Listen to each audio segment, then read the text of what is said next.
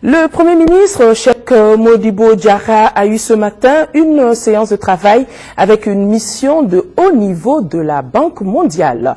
Conduite par le directeur des opérations, la mission va évaluer les progrès accomplis par les autorités maliennes dans le cadre d'un retour à la normale, à l'état de droit. C'est à l'issue de cette évaluation que la Banque mondiale décidera ou pas de rétablir sa coopération avec notre pays. Coopération suspendue depuis le 22 mars dernier. Sidiki Dambélé.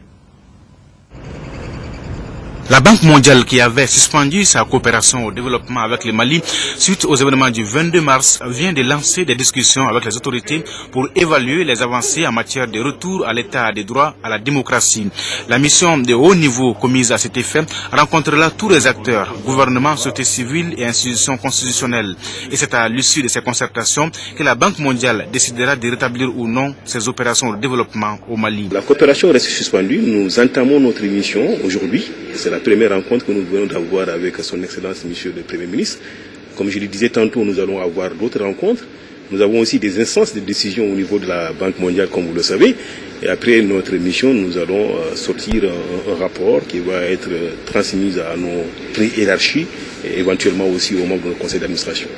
L'impact des événements du 22 mars sur l'économie malienne se chiffre à 600 milliards de francs CFA de pertes, chiffre fourni par le ministère de l'économie et des finances. Plus que grippée, l'économie malienne est en récession, mais l'on garde tout de même espoir. Le fait qu'elle ait déjà décidé de venir nous rencontrer est plutôt bon signe, parce que avant cette rencontre, j'allais dire officielle aujourd'hui, il y avait eu d'autres contacts entre la banque et le gouvernement.